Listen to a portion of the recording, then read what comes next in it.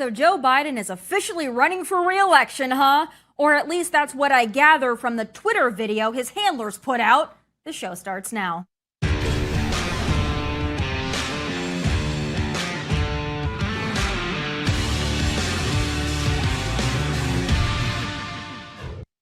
What better way for our sleepy basement president to announce he's running for re-election than to put out a video on Twitter at 6 a.m. when we know damn good and well he ain't even awake at 6 a.m. But here it is in all its glory. Freedom.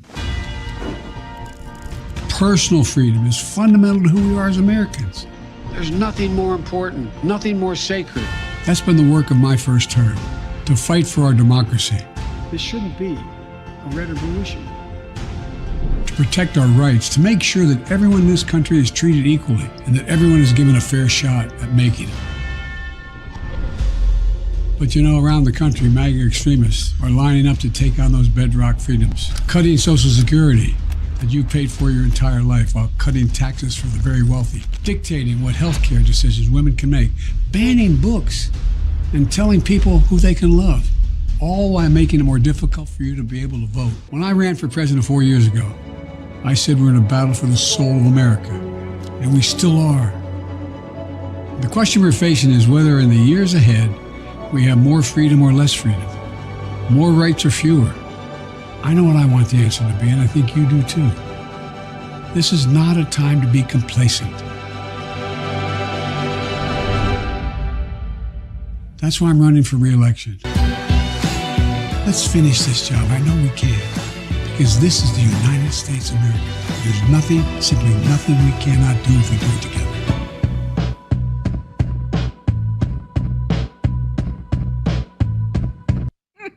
Joe didn't even have the decency to announce in person or even be awake when his puppeteers put out the frickin' tweet. We know this because Jen Psaki flat out told us he doesn't do anything before 9 a.m. To be fair, he doesn't do a whole lot after 9 a.m. either, but still.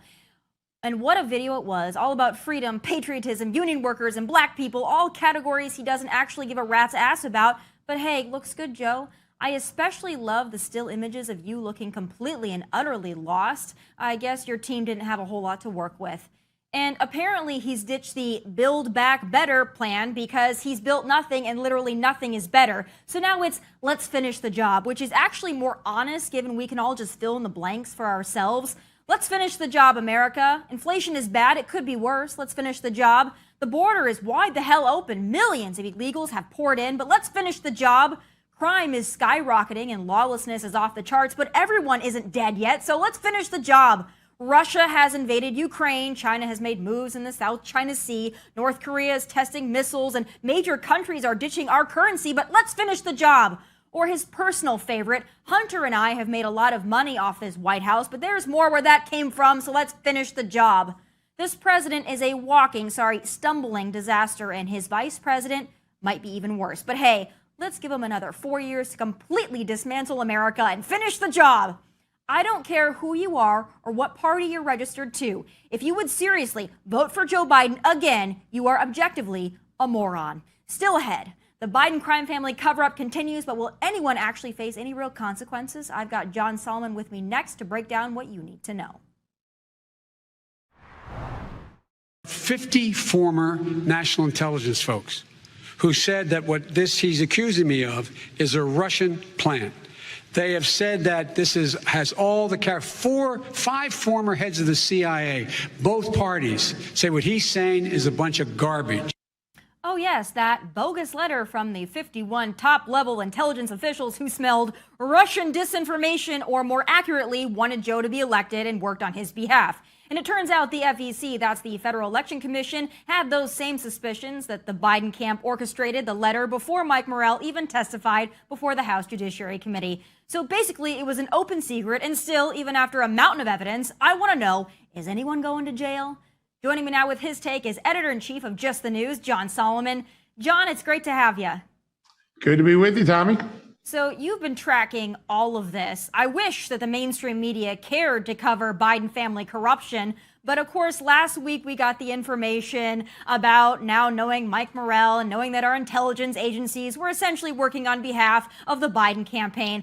But I want to know, is this going to go anywhere now? Or is it just another thing where we get a headline, we know there's shady dealings, and we all forget about it in 2 days? Well, a lot's going to depend on what Congress does with this information. Congress can use the power of embarrassment, the powering of shaming to maybe force some things. Now, there was an FEC complaint filed by President Trump's campaign that alleged that they thought the Biden campaign had orchestrated this letter. That was filed before Morell's testimony came out, and they knew actually it did involve the Biden campaign. In fact, the Biden campaign drove the process. That clip you just showed, the president falsely tries to pretend that letter is some organic intelligence event that just happened to support him. It's just the opposite. The president's team prompted it, starting with the Secretary of State, Antony Blinken, who first reached out to Morell, got the ball rolling. Then the presidential campaign was actually coordinating the media release on this and the attacks. And so they portrayed during the final job interview that Joe Biden had with the American people, that last debate, this was an organic thing. It was a false portrayal. Now, Antony Blinken has some questions that has to be answered. Jim Jordan asked those the other day. If he doesn't respond, will the House Foreign Affairs Committee subpoena him? Those sort of decisions will decide whether there is more action, more pressure to maybe make someone resign, make someone face some sort of charges. The most likely outcome at the FEC is just like Hillary Clinton, who hid her expenditures on the Steele dossier. At some point, the Biden campaign will be fined a large amount of money. They'll write a check and it'll go away. So the enforcement matter at most will probably be a fine. But the power of shame, the idea that intelligence, that the Secretary of State misled us for the last 2 years, that could result in some political consequences here in Washington. Apparently gone are the days of Watergate, where something like this could actually lead to the impeachment and resignation of a sitting president. Yeah. Apparently that doesn't matter if your last name is Clinton or Biden or if you have a D behind your name. I think a lot of Americans are rightfully really frustrated by this because we're so tired of all this information, whether it be big tech suppressing the Hunter Biden story, or now we know intelligence agencies working with the Biden campaign, or when you just talk about the mountains of evidence that we have from that laptop about the shady business dealings in China and Ukraine. Americans are so tired of the evidence piling up, and yet nothing happens. How do they get around the whole notion of election interference? That's been a hot topic for the last 2 years. President Trump is facing indictment in Georgia over election interference. But how does this not qualify as the same or, quite frankly, much worse? Listen, the suppression of the Hunter Biden laptop story, and quite frankly, going all the way back to 2019 when I broke the original stories at the Hill about the Hunter Biden pay-to-pay scheme and Joe Biden firing the prosecutor, there was a concerted effort in which spies, by the way, not Russian spies, not Iranian spies or Chinese spies, American spies intervened in our own election. They put their thumb on the scale of our election by falsely portraying that there was no scandal of Hunter Biden, that Joe Biden hadn't done anything wrong, Joe Biden wasn't even involved, and the laptop that would show all those things was disinformation, when in fact the FBI already knew the laptop was authentic. They had already exploited it by the summer of 2020, and were taking evidence from it and questioning witnesses about it. They knew the laptop was real. The ODNI said the laptop was real, and yet Joe Biden and these cooperative 51 spies were willing to put their intelligence reputations, the credentials we gave them as American taxpayers, to intervene and interfere in this election. It is the greatest form of censorship and intervention by the American government in election that anyone can remember.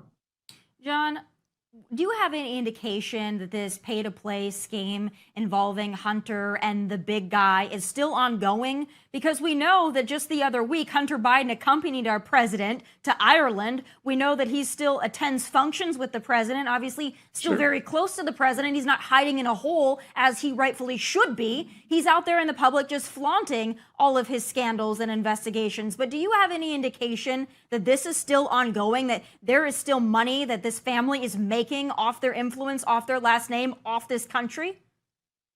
Right now, most of the business apparatus where Hunter Biden carried out this scheme from 2010 and it's very important to realize Hunter Biden starts these operations because he gets a contact from his father through Eric Schwerin, a cohort in his business, saying, Joe Biden, the vice president, by that time, only 1 year into the Obama presidency. So he's barely in the vice presidential office. He wants to start exploring his earning powers. And that's what set Hunter Biden in motion. That is clear in the documents on a laptop. Joe Biden's desire for wealth drives Hunter Biden into a large business set of schemes.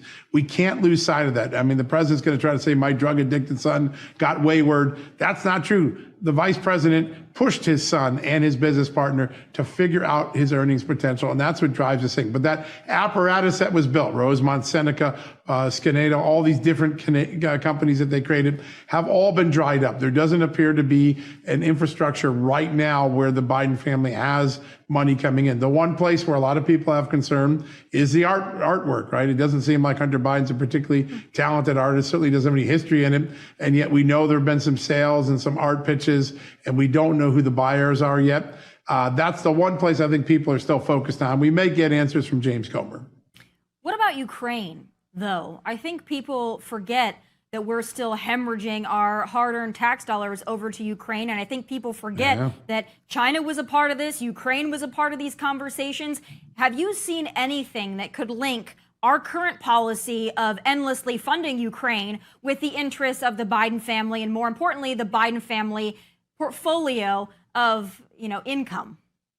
Well, let's think about what we lived through the last few months and just ask ourselves a question that the Biden family put us in this position to ask this question.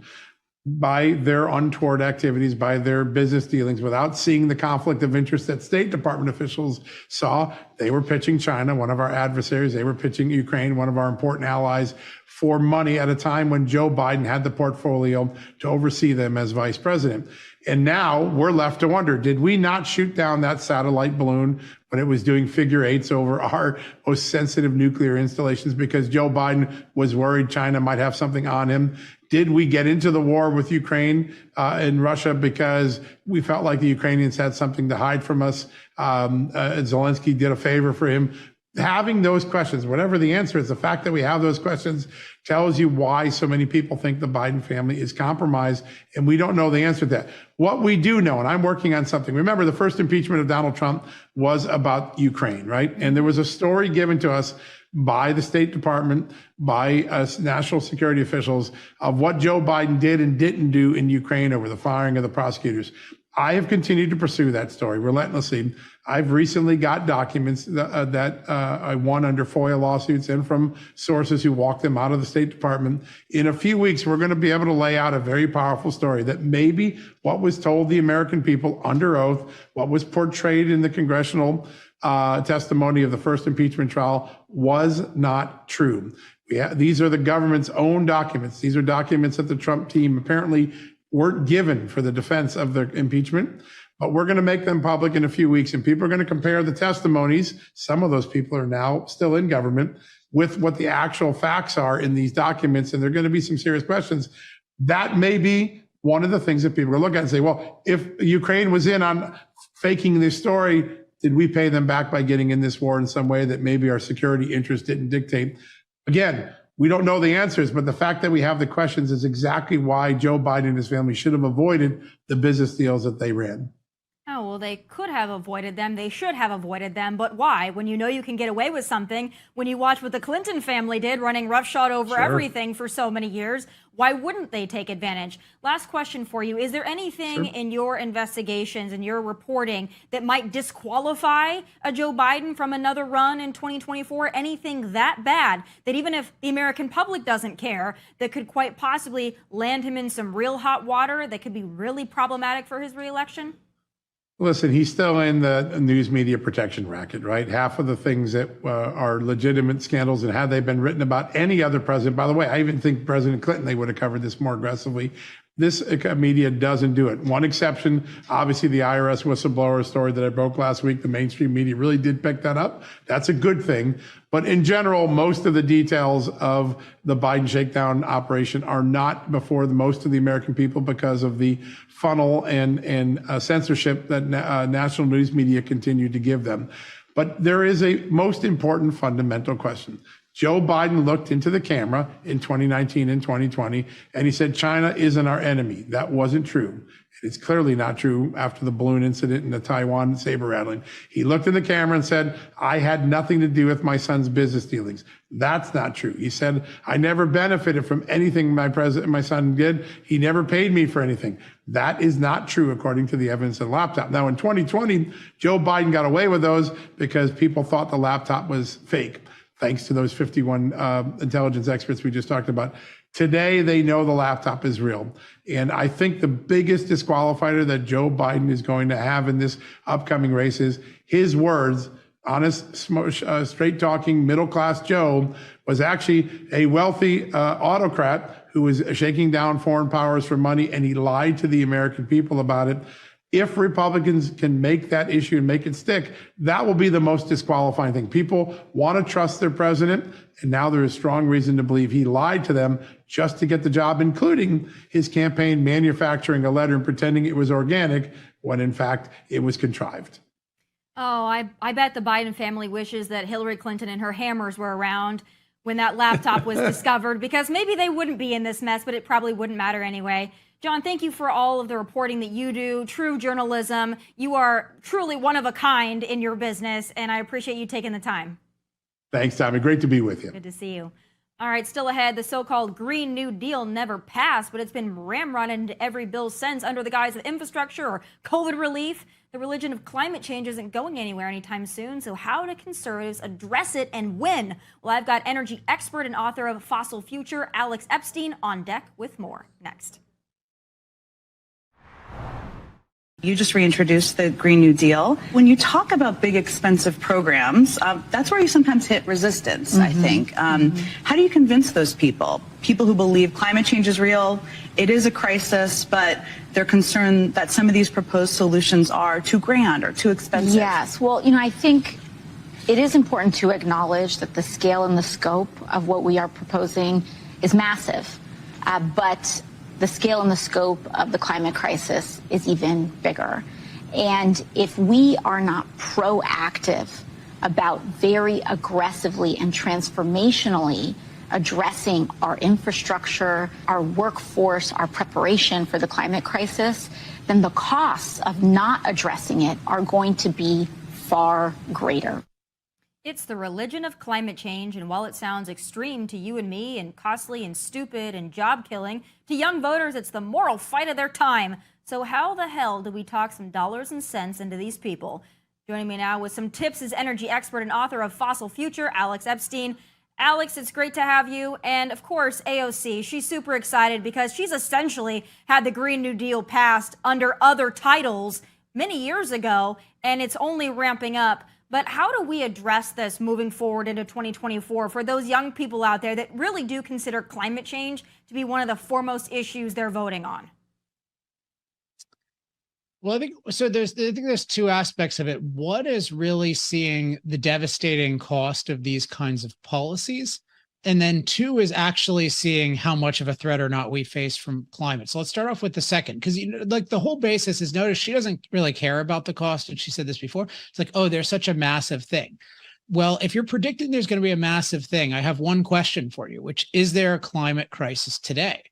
And the answer is no, there's not a climate crisis. There can't be a climate crisis because human beings are far safer than we've ever been from climate. We can measure how many deaths we have from climate-related disasters like storms and floods, extreme temperatures, and those deaths have gone down, wait for it, 98% over the last century. So actually what we've done is we've taken a very naturally dangerous climate and we've made it unnaturally safe through things like irrigation, crop transport, building sturdy buildings, storm warning systems, heating and cooling. And all of those are based on fossil fuels. So there's this whole backwards narrative that fossil fuels have taken a safe climate and made it dangerous. They've actually taken a dangerous climate and made it safe. And if you really get that right now, we don't have a climate crisis at all. I'd argue we have a climate renaissance. Then it really diffuses this idea that it's going to get worse because AOC is pretending the world is terrible today. And if people get, wait a second, we're safer than ever from climate because we're so adaptable, we're so good at neutralizing climate danger. If you recognize that, then you recognize, wait, why is it going to be so different in the future? And it's really not. And on the other hand, what you see is, well, part of the reason we've gotten so good at dealing with climate and part of the reason the world has gotten so good is low cost energy from fossil fuels. And that's what she's trying to destroy. So it's actually what we should be afraid of is the existential crisis of expensive, unreliable energy. That's what we've seen in Europe. And it's really scary that Europe has not been a wake-up call to AOC. She seems to consider it like a motivating call, that they've implemented 1% of what she advocates and been totally destroyed by it. She seems, oh, now let's just do it 100 times more and it'll work great. Well, she's a moron. I don't think she actually cares about the climate or climate change. I think that she will do and say anything that will make headlines because that's all she's good for. But I want you to address for those out there that talk about the historic flooding that they had in California a few weeks ago, or in Florida, or every time they have a drought or a snowstorm or really any weather event, everybody comes out of the woodwork on the left and says, see, climate change, this is Mother Earth's wrath. This is what happens when we don't control climate. This is what happens when humans are out of control. What do you say to those people? I mean, the first thing to say is, how can you know if there's a problem? And the only way you can know if there's a problem is not by any discrete event. You need to aggregate the events and see, number one, how many people are dying from them, and number two, how much damage is there. And as I showed in my book, Fossil Future, and people can also check this out on energytalkingpoints.com, just search for floods or anything like that. You'll see that deaths are way down, as I mentioned, and damages are flat or down when you adjust for wealth and income. So again, like, it's clearly just taking things out of context to say, hey, here's a storm and it must have been caused by climate change and things are worse than ever. No, wait, things are better than ever. So maybe you should give fossil fuels some credit. And, I would give these guys a slight credibility if even 1 out of 10 storms or incidents, they said, hey, this was better because of climate change. Like, how could climate change always be bad?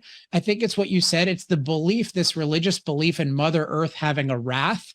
That's what people just think. There's this Mother Earth that's punishing us, and therefore everything we do is bad and ruins things. That makes no sense scientifically, that even if we were changing it mostly for the negative, which I don't think we are, it couldn't be all bad. And so it really shows it is a religion. Another thing I want you to debunk is this ongoing claim made by Pete Buttigieg and many others that somehow climate change is racist. And we need environmental justice because Black and brown communities are suffering more than white communities when it comes to climate change. This is something that they've really run with, and they're utilizing it in many, many ways, especially in their talking points. So I know that you've got a take on it. Set them straight. I mean, let's leave aside the issue of skin color. Poor people suffer disproportionately from lack of energy. I mean, let's forget the United States. Let's look around the world. We have 3 billion people using less electricity than a typical American refrigerator. When you don't have cost-effective energy, you can't have a modern economy. So yeah, people are suffering and more vulnerable when they don't have energy. It's this whole narrative is totally backward. They say, oh, well, these people are more vulnerable, therefore we should take away fossil fuels. No. They're more vulnerable. Therefore, we need even more freedom to use fossil fuels so they can become less vulnerable to everything in the world. If you claim to care about poor people and your solution involves taking away fossil fuels, which provide 80% of the world's energy in a world that needs far more energy, you are either ignorant or disingenuous. Do you think we will see a country and a world in the next 5 to 10 years where we really will have a gas-powered vehicle ban and a gas stove ban and all these other radical policies that the left is introducing? If we do have another Democrat administration, are we moving in that direction? Do you see that as our foreseeable future? Well, I don't think it'll actually be manifested because it's sort of impossible without totally destroying everything. But you're going to see very bad damage done. So let's take California, where I live. I forget if you're still here or not. Oh, no, I'm in Tennessee, sir. I got the hell out. Good luck to you, I though. forgot. Well, yeah, we still got the best weather. So it's some tough trade-offs to make. So yeah, Newsom, I mean, the perfect example, right, is California has still a pretty small percentage of EVs, and Newsom announced no more internal combustion engine vehicles. And 5 days later, he had to say, don't charge your EV because we don't have enough electricity. And by the way, don't cool your homes during a heat wave. The phenomenon is we are drastically reducing the supply of reliable electricity, and we are drastically increasing the demand for reliable electricity. This is a disaster. What we need is a free market where we can actually have more reliable electricity. And then if EVs can compete and actually win over consumers and there's actually enough electricity, great. But forcing more reliable electricity demand on a grid with less supply is just a pure recipe for disaster. It's so obvious, and it's coming. Well, I'm glad that you're out there setting the record straight. It was energytalkingpoints.com where folks can go to debunk the climate cults. Is that correct? Yeah, energytalkingpoints.com. And actually, you can subscribe to it at alexepstein.substack.com. And next month, there will be Alex GPT, which will answer all of your energy, environmental, and climate questions 100 times better than ChatGPT. So if you subscribe, you'll learn about that very soon. I love it. Alex, thank you so much for providing some reason. I hope one day you can get a hold of AOC because I would love to see that conversation. But until then, God bless you and good luck in California. Thanks, Tommy. All right, up next, Joe is running again, so they say, but I'm not buying it. My final thoughts are next. Joe Biden says he's running for re-election. Well, actually, he didn't say it. He put out a lame-ass video tweet, but nevertheless, it would appear Joe and Kamala are indeed giving this thing another whirl. God help us. It's time for final thoughts.